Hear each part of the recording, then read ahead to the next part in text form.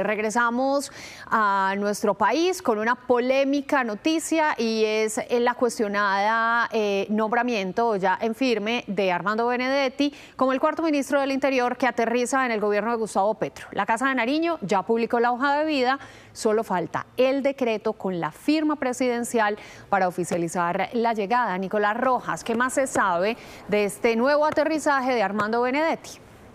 Alejandra, seguramente un decreto que vamos a conocer en las próximas horas. Usted ha sido una buena referencia, es el cuarto ministro del Interior de la administración de Gustavo Petro.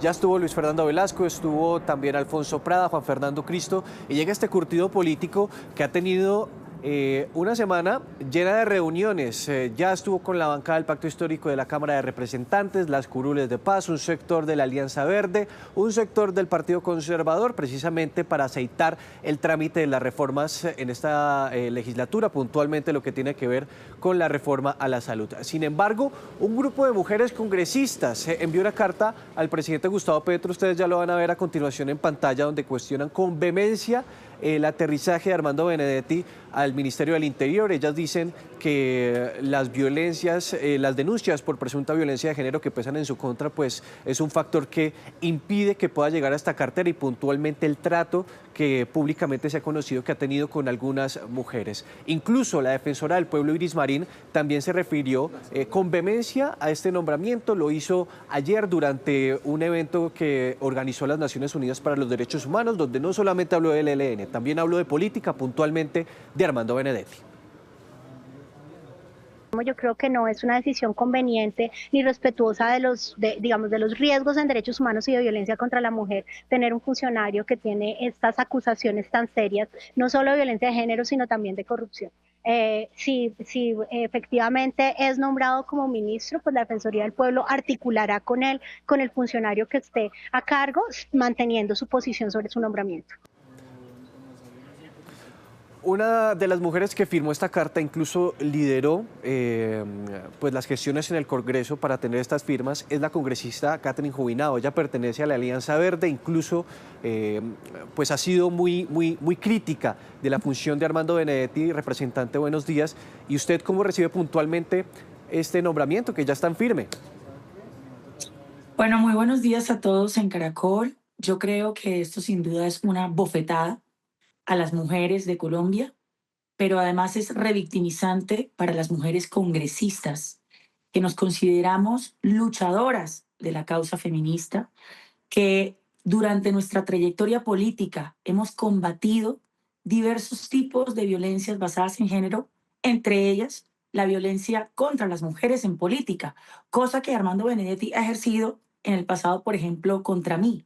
¿Cómo es posible que Gustavo Petro, que ya perdió toda la vergüenza, todo el pudor y todos los escrúpulos, pretenda que nosotros como mujeres ahora tengamos que sentarnos con Armando Benedetti, recibir línea de Armando Benedetti y casi que articular la agenda legislativa con Armando Benedetti, que no solo está señalado por presuntas conductas de violencia contra las mujeres, sino además por sendos escándalos de corrupción, por lo cual tiene cerca de 4 o 5 investigaciones abiertas, dentro de los que se cuentan tráfico de influencias, entre otros delitos. Entonces le estamos pidiendo al presidente Petro respeto a las mujeres congresistas y, en lo que a nosotras respecta, designar un vocero distinto para el relacionamiento con el gobierno en el Congreso. Congresista, la carta que ustedes firmaron se conoció horas antes de que se publicara incluso la hoja de vida de Armando Benedetti, es decir, esto está en firme. ¿Qué trasciende de esa carta? ¿Qué quiere decir que ustedes no van a tener interlocución con el ministro del Interior,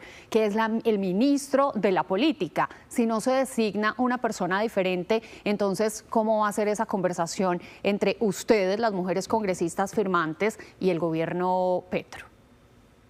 Pues que no habrá conversación, simple y llanamente. De parte nuestra no habrá relación con el gobierno en el Congreso en estas condiciones. Pero le voy a decir algo peor, Alejandra. A Gustavo Petro no le importa, porque Gustavo Petro ya tomó la decisión de que él va a imponer sus reformas en el Congreso, me perdonan el término, a la maldita sea, a las patadas, de la manera transaccional, politiquera y tradicional que él criticó durante 30 años. Él se la pasó 30 años diciendo que esto era la corrupción en Colombia, que el Congreso no podía relacionarse así con el gobierno, que aquí los cambios en Colombia se tenían que tramitar con argumentos. Aquí lo que Gustavo Petro nos está diciendo con la designación de Armando Benedetti es: a mí me quedó grande liderar el cambio en Colombia por una razón, y es que para lograr cambios extraordinarios en Colombia se necesita un liderazgo extraordinario.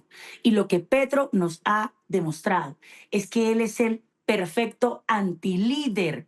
Es un líder que simplemente sucumbió ante lo peor de la política. El otrora gran congresista que antes supuestamente denunciaba las mafias y que luchaba contra las mafias, hoy pareciera estar gobernando con ellas, y yo creo que esto lo que simplemente demuestra es el fracaso de Gustavo Petro como líder. Le quedó grande, es un líder pequeño, es un líder tradicional, y hoy por hoy, simple y llanamente, Gustavo Petro es más de lo mismo, quizás peor, porque los gobiernos pasados, a diferencia de Petro, no prometieron un cambio en Colombia. Gustavo Petro sí. Congresista, pero desde el principio, porque desde un comienzo estuvo muy presente en la campaña congresista. En lo que le queda al gobierno del presidente Gustavo Petro, ¿es posible, en medio de este tipo de nombramientos y también de lo que se ha perdido en gobernabilidad, que se retome el camino de la coherencia en el proyecto político que está tan desdibujado?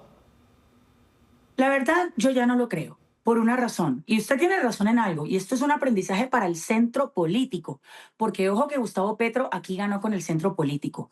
No es posible hacer campaña con el diablo y luego gobernar con Dios.